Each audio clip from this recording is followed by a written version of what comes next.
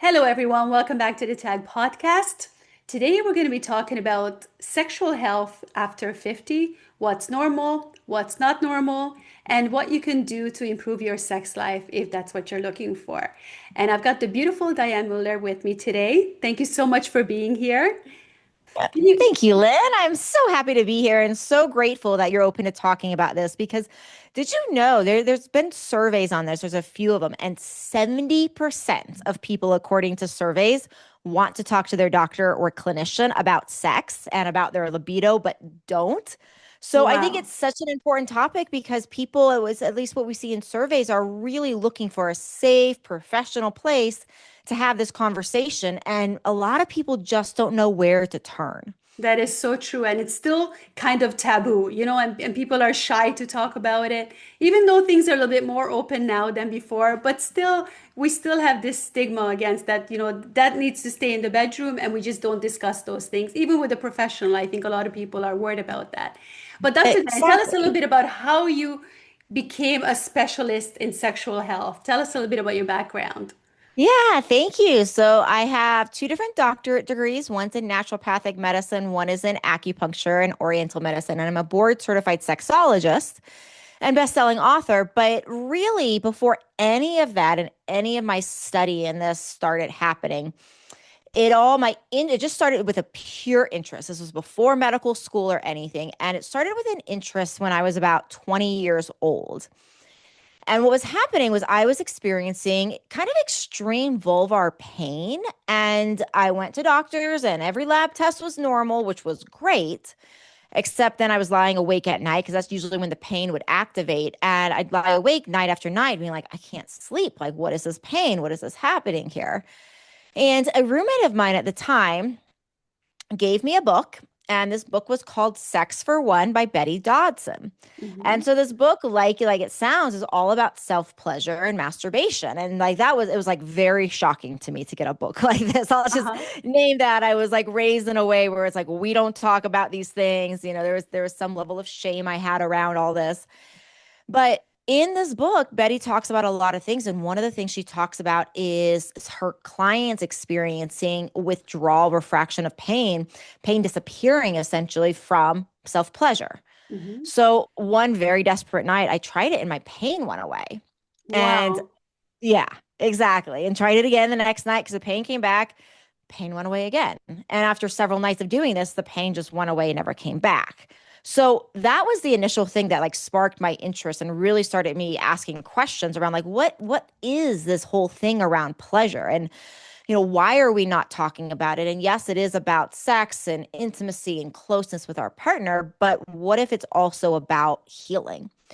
And so that kind of was like something that largely I kept kind of as a hobby, kind of on the back burner, just like reading about this and learning about sex and relationships and intimacy.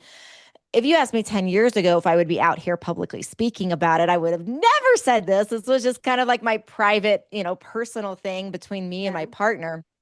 And about 5 years ago, I got divorced. And that's when I really decided that I needed to start speaking out about this because when we look at the top five reasons for divorce, intimacy and lack of intimacy in most surveys is always in the top five. And after going through the trauma of that and rebuilding, I'm now 5 years into a relationship, helping my partner raise his three kids, my three stepkids. And with that, it's really led me to feel like this is just essential. These things that I've been learning for a couple decades, we have to talk about them. And now I'm really just on a mission to help improve a million relationships, a million long-term relationships, and help people have passion and intimacy through their aging processes. It's beautiful. I love that. I mean, what an amazing story. And that your sex life is actually related to your health. And I think that's Yes. a really important thing to consider because we think of those things like we look at sex as pleasure, like something that we do for pleasure. But, as most of my listeners are ladies over 50, your sexual health is also related to your hormones. Is that correct? How your hormones function? It is. It absolutely is. But the one of the biggest things I want to make sure we're mentioning, Lynn, when we're saying this is that it really, when it comes to libido and our drive, our sexual health, is that it is so many different factors. It's really like a pie chart, right? And with, sometimes 5, 6, 7, 8, 10, 12 pieces of pie Yeah. representing the 10, 12 root causes, etc. And I say that here because it's not uncommon that people, when they have a low sex drive, the first thing most people think about is their hormones. And Mhm. hormones are very important, like especially estrogen and testosterone. Testosterone both for men and for women. Mhm. And though it's very common that a woman will get put on testosterone replacement therapy, which I'm a huge fan of, and Mhm. experience something like, oh, my sex drive is back, and she'll feel great, and then 3, 4 weeks later, all of a sudden it's like, crap, my sex drive is back down again. And sometimes women will say hear like or experience this and feel like, well, the testosterone's not working anymore. Mhm. That's not what's really happening. It's that if we have 10 different pieces of our root cause pie, and testosterone is one of them, we can feel that initial boost, but we don't feel that change totally take place until we, in this example, address those 9 other pieces of pie. That's very Does that interesting. make So, sense? yeah, it does make sense. So, but could you also increase your hormone levels or improve your hormone levels through regular sexual activity? Kind of like Indirectly, use it or lose it kind of thing. yeah, indirectly. So it's so interesting, and this is so related to this thing around sex being good for our health, right? Because pleasure really isn't just about desire, it really is something that we require. And so oxytocin is our orgasm hormone. A lot of women know it from childbirth, and that's the bonding hormone that we get with our babies, that sort of thing. But it's also our orgasm hormone. And so, yes, it's about pleasure, and it does give those feelings of pleasure and connectedness when people orgasm. Mhm. But oxytocin does so many more things. Oxytocin actually is one of our best and most important internal hormones for lowering cortisol, our stress hormone. And I know most people on this show have already heard about cortisol. And so it's such a buzz right now in health is how do we lower this, right? And Yes. oxytocin's one of the ways we naturally lower it. Oxytocin helps to lower anxiety. Oxytocin helps to improve depression. Oxytocin even helps to build bone. And there's studies on that. So when we look at this, when I name these things, oh, and sleep, oxytocin's been shown to improve melatonin and sleep quality. So, when we're listening to this, it's like, wow, these are a lot of symptoms that people experience during menopause, andropause, and, these years after. So it really is this regulating hormone. And here's the thing, we do get oxytocin from other sources. For example, we get oxytocin from petting an animal, from a 6-second kiss, a 20-second hug. All these things have been shown to raise oxytocin in the blood. But a 6-second kiss tends to raise oxytocin about 20 to 50% in the blood. That sounds pretty exciting, 20 to 50% improvement. But an orgasm raises oxytocin 200 to 500%. And Wow. so when we're looking at, wow, let's use this hormone to balance stress, to modulate stress, to lower stress, to improve sleep, there's nothing that's going to help improve this like this hormone. And the other thing that's pertinent to this conversation here is that most of our hormones in our body are on what we call a negative feedback loop. So Mhm. that means that if my brain is realizing I'm not secreting enough thyroid hormone, my brain will secrete something that tells my thyroid to raise thyroid hormone. And once thyroid hormone gets high enough, then the brain shuts off that signal. So the brain's no longer stimulating the thyroid. So we call that negative feedback because when the hormone's high enough, the brain says, hey, slow it down. We're good here. Mhm. But oxytocin is one of the few hormones in the body that's on a positive feedback loop. That means that when we get more of it, it's so self regulating that instead of the brain saying, I'm good, the brain actually starts to say, I want more. Isn't that Mhm. interesting? Very interesting. Now, as far as the oxytocin release, you said this happens after orgasm. Is there a difference between masturbation or having orgasm with a partner? as far as oxytocin release goes. It's not it hasn't been perfectly studied. It Hmm. does seem like there are certain things that do improve with oxytocin and partners, like the feelings of connection, the feelings of anxiety, those kind of things. But we still can get a profound oxytocin boost Hmm. with orgasm. I mean, I'm sorry, with masturbation. But there's some other like connection types of benefits that are certainly better with that partner. Yeah, it makes sense. I mean, human connection is very important for us. Yes, exactly. In fact, Yeah. have you seen or talked about on your show, have you seen the 2023 Harvard study that talked about of all these different things, all our like our standard things that we think about as far as longevity? Did you see this study? You know the one I'm talking No, about? no, I So don't. this is so cool. Your listeners should know this. So that of all these things that we talk about around longevity, right? Exercise, diet, etc., that the number one thing that is going to lead to better health and happier lives as we age longer is our relationships. So that's actually the number one thing we should focus on for better, healthy, or happier lives. Human And so connection. then we think about like, well, that's all kinds of relationships, right? We want to make sure we're working on our friendships and our family relationships. But when it comes to our intimate relationships, that's another reason why the intimacy is so important is because it is that bond that's really strengthening that relationship. And that's what we see as like the key, or at least Harvard found that's like the key to really living not only well, but well in a very happy way. That makes a lot of sense to me. I live in the Mediterranean, so I Ah, see that here, and that's why people live so long because of the connections, the family, and everybody's together, and you see people walking hand in hand on the street, whole big families, and so there's a lot more of a connection than in other countries, which is yes. amazing to see, and that's probably the main reason why they live longer, and the sunshine and all of that. But human connection Yes. is very, very important. Dr. Diane, I see a lot of, like, I hear a lot of women complain that, once they hit a certain age, 40s, 50s, perimenopause, menopause, they lose their sexual desire and they also kind of lose their attractiveness towards their partner. Some guys let the belly go and then they don't really take as good care of themselves as women tend to. And they're just no longer attracted to their partners. I guess the libido's also dropping. What do you say to people like that? Is there a way to improve their sex lives in those situations? Yeah, and one of the biggest things that I encourage people to do in these situations is starting to think about how we can look at sex as more than just penetration, right? I think we're still in this world where we think sex, and I do this sometimes when I teach live, I'll ask like, okay, when I say sex, what do you think of? And undoubtedly, everybody is like penetration, intercourse, penetration, intercourse, penetration, intercourse, right?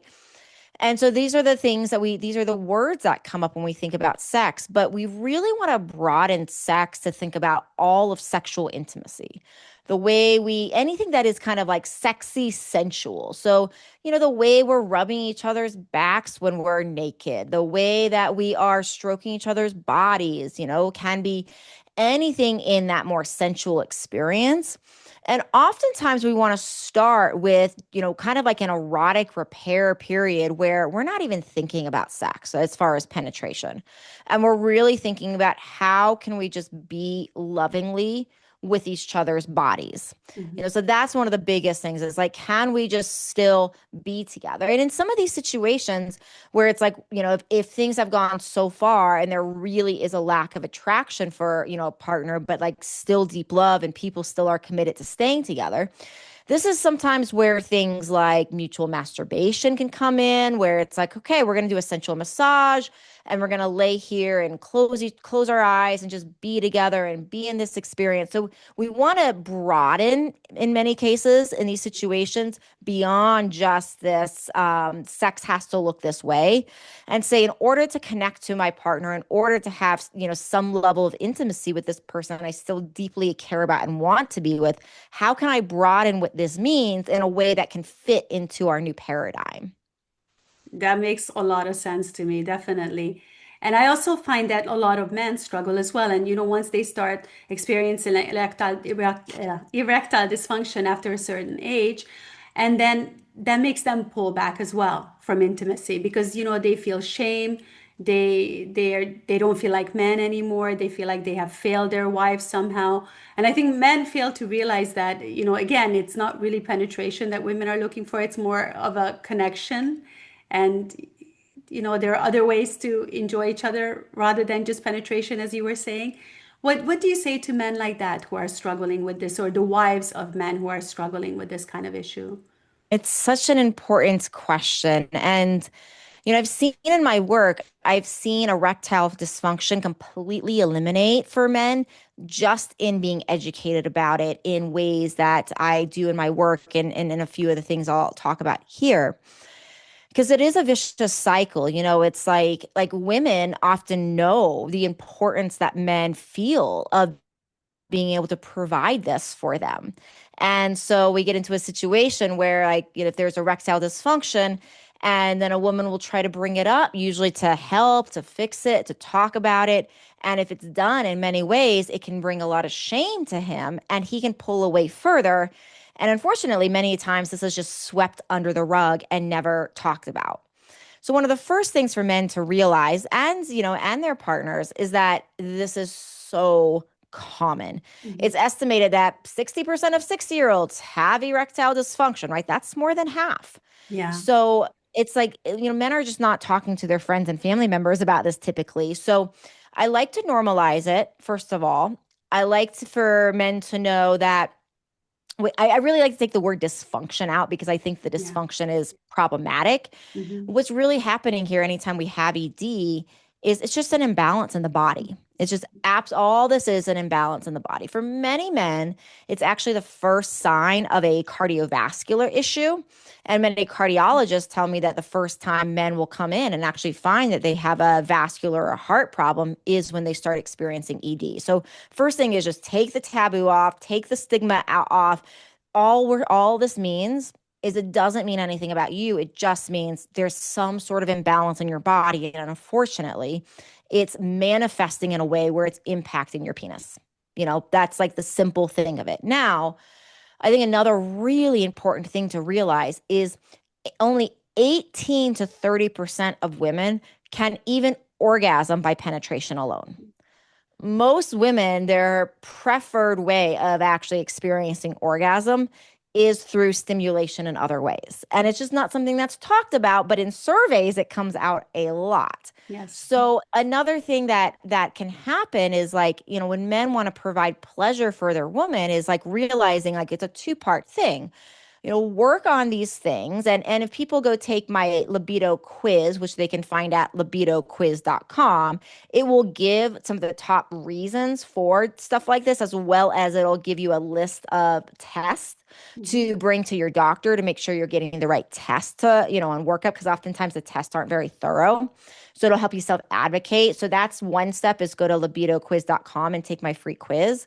But the second step really is to realize that there's so many ways that you can provide pleasure for a woman. And in many times, it's like a hard, bad situation that you can then use as an opportunity to say, well, what are these other ways that maybe I haven't been waking up my partner's body, that now we can actually use this time while we're still working to fix this, to say, let me learn about other ways that I can provide pleasure. And since only 18 to 30% of women orgasm from penetration alone, there's many, many other ways. And I've seen couples where this can lead to even more profound, intimate experiences than if this had never even happened. Hmm. So you wouldn't recommend like testosterone replacement or Viagra or tools like that? Would that be like your first approach, or you wouldn't recommend that at all?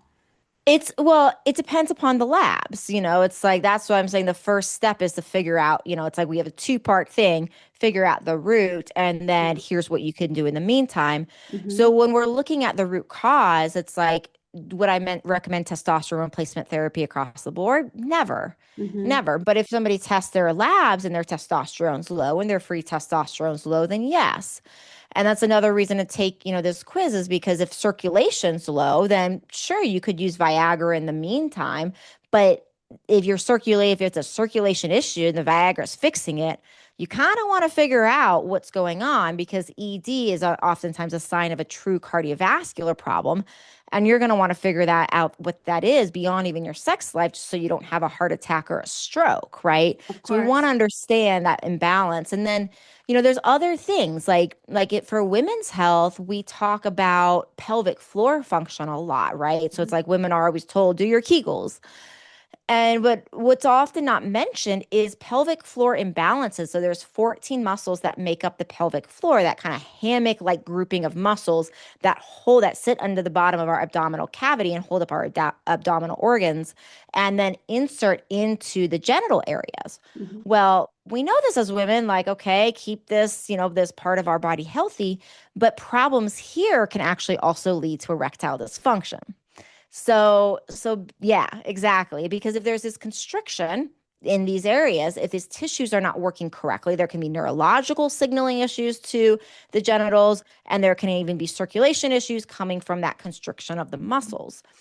So, we also see like neurological problems. So sometimes like toxins are inflaming the nerves, for example. That's not giving the proper signal to the genitals. That's leading to it.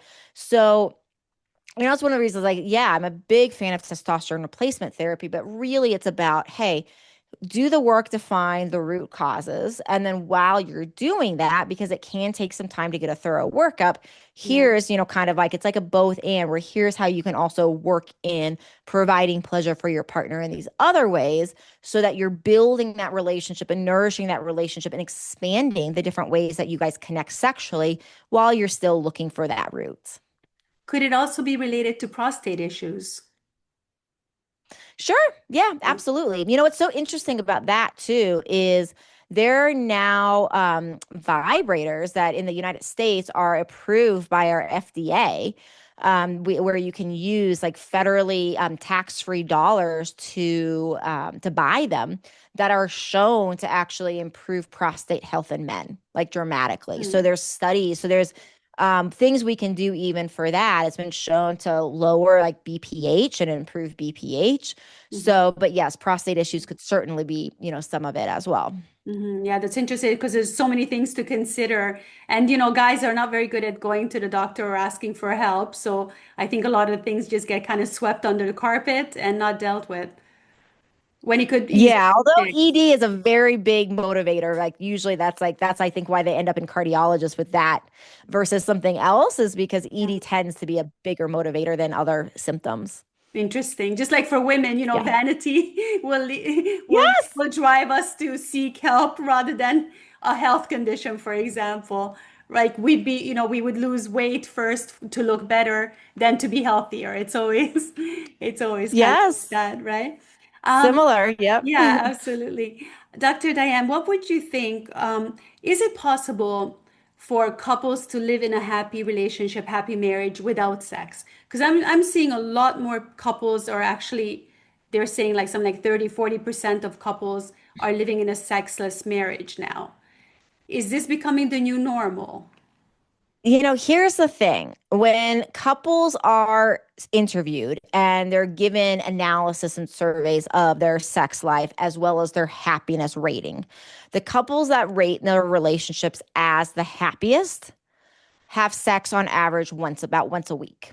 Hmm. And so, I do think like this is where we were talking offline for a brief moment around like the difference between common and normal. So Yes. it is very, very, very common, right? That couples are like, yeah, we have sex once a year. We have sex on special occasions, birthdays, holidays, or we don't have sex at all. And they talk to their friends, and maybe their friends are doing the same thing. So like, oh, we're not worried about it, that, we're normal. So, I'm never going to say like it's not possible, right? I do think like so many things are possible. And I do know there are people that are in extremely happy relationships that have made that, decision. Hmm. However, I think so much of the time people are in a good enough, and they're just saying, hey, this is good enough type of relationship. But I also know that a lack of intimacy is one of the biggest drivers for people for infidelity, as well as a big driver for divorce. So it really depends. Like oftentimes I find that in a sexless marriage, when you interview the couples, privately, especially, one person is going to say, hey, I'm good with it. And another person's going to be distraught over it. Hmm. So if both people can truly decide, like, I'm truly good with this, and they are, deeply in love, and they're experiencing incredible relationship satisfaction, then great. But if there's somebody that's like craving and there's like that thing missing and they want it, but they're like dealing with it and they're like, well, this is good enough, so I'm dealing with it. After time, there can be a lot of animosity that builds up. So I do think it's individualized for sure. I'm never going to say anything applies to everybody. But when I look at things like the happiest couples report being intimate once a week, when I look at lack of intimacy as being one of the top 5 reasons for divorce and separation, I definitely think that we're starting to say, hey, this is so common that we're now saying it's normal versus saying, wow, what is going on with, how we're educating and supporting couples? What is going on with how we're managing stress and what we're doing, where we're starting to no longer prioritize the relationship and we're starting to prioritize everything else in life, instead. So I don't think it's a black and white thing, but in general, I do think it is a concern for most couples if this is not happening. And a lot of times there's an issue with like sexual appetite. Like one person always wants more and the other one wants less. And there's always this discrepancy. It's very hard to find a couple where both want the equal amount or the equal time spent on sex. Do you find that? Yes, I have a 6-week course on how to work with Oh, this. oh, Yeah, it's one tell of us the about that. yeah, it's one of the what we do in the course is largely work to get people on the same page and not compromise. And what I mean by that is, like, so many times people try to, like, if they have these conversations, it's like, well, you want to have sex, once a day, and I want to have sex once a month. So maybe we'll have sex 3 times a month. Hmm. And then what we wind up having is we wind up having one person that is like, kind of doing obligatory sex, and that doesn't feel good. And Yeah. then we have another person that's like still not getting their needs met. So it doesn't really deeply solve anything. So one of the first pieces we look at is like techniques to actually look at the motivations Hmm. and to look at the kind of the desires beyond sex, like what we want in our relationship around love and connection. And there's a process I take people through to actually realize that despite this discrepancy, a lot of what we want in our relationship is much more in alignment with than what we think. So we start by actually getting on the same page, not about sex, but about like what we value in our connection, about what we value in the relationship. And then we build through a process through that. And in this, in this course, I talk about all sorts of things, anything through like the communication and how we get back on this page and what we do. But it's also, I also have like one week we are talking a lot for, especially for men, on how to help improve the orgasms for women, as well as the women, how to improve the orgasmic capacity in themselves. Because we do see that the more profound the orgasm tends to be related to the interest going up. And same thing for men, really helping men, especially if there is ED. But regardless, like, so many times once men reach midlife, even if there is not like a true ED and it's still, things are still functioning, there can still oftentimes be this tendency to just like not last very long, right? So it can lead to this very like unsatisfying experience oftentimes for both partners. So I also teach on like techniques for that as well to really help just give people a lot of tools on how to work together. That sounds like a very useful course. I'm sure a lot of people could benefit from that. It sounds Yes. amazing. So do you think Yes, thank you. there's a limit to like our sex life? Do we like call it quits at 60, 70, 80, or can you have a healthy sex life even beyond those decades? Well, I can tell you, Lynn, the rates of STIs in nursing homes have gone through the roof over I've the past heard that. decade. What's going on with Yeah. those little devils? Yeah. It's very exciting. I mean, not the STI part, but the fact that people are like still finding that excitement in their lives. And so, there's definitely a need. I think that the STI rate is actually probably going up because a lot of people end up there maybe of only having one partner throughout their life and never having to worry about it. And like, okay, there's a need to educate on safe sex in the elderly. But I do think it's like it's incredibly possible. It's absolutely incredibly possible for us to still have very, very amazing sex lives. And they're gonna look different, right? Our bodies change. So like how we have sex at 20 is gonna be very different than how we have sex at 80 Yeah, and for everywhere sure. in between, right? So it's not saying it's gonna be the same, but can we still use these bodies in this fun way? And I think at that age too, there is an element where, I think for some people, they realize that they're not going to be here much longer. And there's a attitude for some people, depending upon the human, of I'm just going to make the most of this time and experience everything the human body can do in its fullest. And sex is a huge part of it. But really like it's kind of in some ways like if we don't use it, we lose it. And I don't mean by lose it, we never get it back. But I do mean that like this is like everything else in life. Like if we don't exercise, we know what happens. If we don't sleep regularly, we know what happens, right? If we do all these things to not balance our nervous system, also not good. And so like the body forms these memories. So if we've kind of just gotten into a mode of like, wow, we don't do sex, we don't do this anymore, then in order to bring that back, there sometimes is that just like starting a new exercise routine, there is that awkwardness, there is that weird period where it's like almost like this ripping a band-aid off to get back into it. Yeah, that definitely makes a lot of sense. What is what is like the most common complaint that you hear from ladies, especially like over 50? Well, vaginal dryness and pelvic pain, pain with Hmm. sex are two of the common. And I would say probably the biggest, though, beyond that, really is a lack of interest, low Hmm. desire. What And can one of you the do? What can you things, do with painful sex? well, a few things. I mean, one is like we have to go back and figure out the root cause. So again, that's back to libido quiz and libidoquiz.com because those Hmm. things, same things that can cause the ED can cause that pain. But here's what's really interesting with like, things like pelvic floor, because we're often taught to work on our pelvic floor to help with pain with sex. And oftentimes the only instruction that we're given is to do Kegels. And that's generally just taught as squeeze your P muscles, right? Well, there's two different problems with that. And the one is that when I'm talking about these 14 muscles that make up the pelvic floor, Kegels are really only one of these. They're not one. It's only some of these muscles that are actually utilized when we do a Kegel. So Hmm. you also want to squeeze kind of the rectal area, like you're stopping a fart from coming out, Hmm. because that'll engage some of the other muscles. But what's more important to this pelvic, pain conversation is oftentimes when there's pain, it's that we've lost the elasticity. We've kind of lost that stretchiness of our muscles.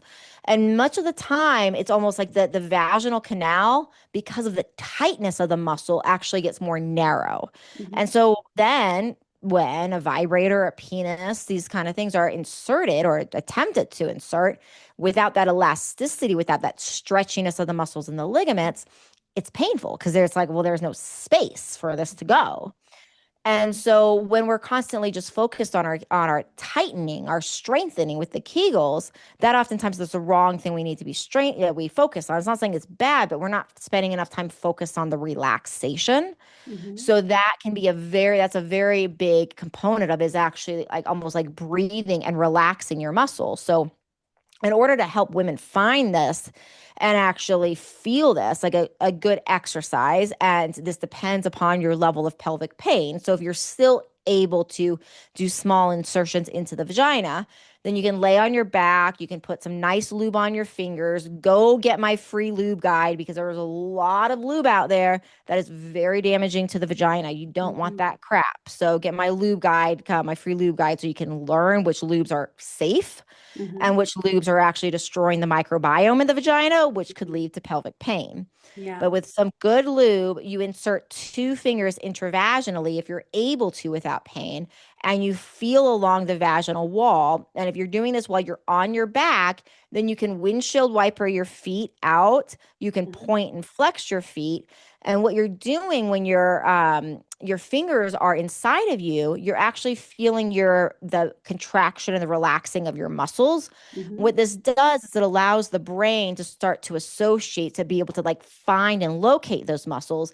And then once you're done with that exercise with your fingers there, now you can practice like doing something like a Kegel and then asking your pelvic floor to relax and breathe out and kind of push out in a relaxing way. And you can feel then with your fingers there that that's happening. So your fingers kind of help to make that neurological connection. Now, for some women, this is way too much to even do that. Some women are at a point where even like a tiny little tampon, obviously the years are past for that, Yeah. but point being like even a tiny little tampon, something that small, could really be hurtful to insert. And in that case, then we need to start looking in other areas. We need to look at, okay, how can we start doing external massage to like the hip flexors and the abdominal cavity? But here's one of the super interesting things that can happen is because the way the spine works, if there's something wrong with the pelvic floor, like basically the bottom of our spine, the way our body compensates is actually holding tension at the top of the spine. So oftentimes, if there's a pelvic floor problem, we're holding that same type of energy and that same kind of constriction in our jaw, like in our TMJ. So sometimes if we're like, wow, it's so tight down here and we can't even do anything at the pelvic floor, we need to start at the top of the spine and really work with somebody that can help to unwind the muscles through acupuncture, massage, cold laser therapy, whatever they're doing to actually relax these muscles so that then we can eventually then get a softening of at least the pelvic floor muscles and then starting with baby steps from there. That's super interesting. I've never heard that before, and I've never heard about these exercises. So this is completely new to Great. me. No, I'm sure it's going to be the same with my listeners. It'll be very, very helpful to them. Dr. Diane, do you work with people in person? I know you have the courses and the different programs that people can find on your website. Do you work with people in person or on Zoom? How can people get in contact with you? Thank you. All of my work is through teaching and education. So it's all online. I can work with people all around the world, but none of it is one-on-one. It's all through courses and classes and education. Mhm. Some of my courses do have some Q&A calls with them, at least at this point in time they do. I never know where I'm going in the future on that. Yeah. But yeah, that's usually, I really feel like the best, most important way to create these changes is through education and action steps. So the way I educate is always like, okay, here are steps. Go try these things. Here's how to do it safely. Here's how to do it and communicate well, and then move on to step two. So it's really guiding people through a step-by-step process, just like I described with the pelvic floor thing. This is amazing, and I think this is really needed by so many people because I see so many people suffering, and there's not a lot of help out there. Like your doctor is not really going to help you. They'll prescribe medications, maybe try to find out what the issue is, but like you're offering actual practical tips and help, which is a huge difference, I think. And so you have your website. I'll make sure to link everything below. Are you also on social media? Can they find you on Instagram, Facebook?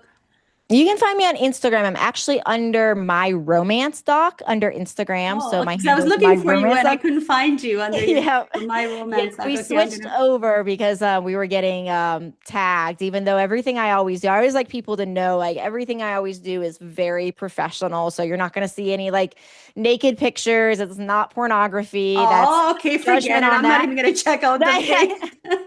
No judgment on that. It's just not my brand. I like people to feel like safe and everything, and Yeah, that's like just more absolutely. inclusive of people feeling safe. But yeah, we are My Romance Doc on Instagram. I have a new book out. It's called Want to Want It. So if you Oh, go to nice. wanttowantit.com, you can find me there. And I'm on YouTube. I have a podcast. But besides wanttowantit.com, a very easy way to get started is if you go to havehotsex.com, Well, you'll find there at the bottom of the page, you'll find tons of my freebies. The freebies I talked about on today's podcast are all listed there. You'll also find some of my favorite products, such as lubes I really like and recommend. I vet everything before I put it on that page. Some lubes are really sticky and gross. I don't want you to waste your money on stuff like that. And I have discount codes. I try to get discount codes on just about everything I can. Mhm. So that's a great place to get discount codes. So for freebies, discount codes, how to get started, the easiest place is just to go to havehotsex.com. I love it. Thank you so much. Thank you for being here, for enlightening us, and such great information. I really enjoy talking with you. Same, Lynn. It was a pleasure. And thank you, everybody. Thank you, guys. We'll see you in the next one.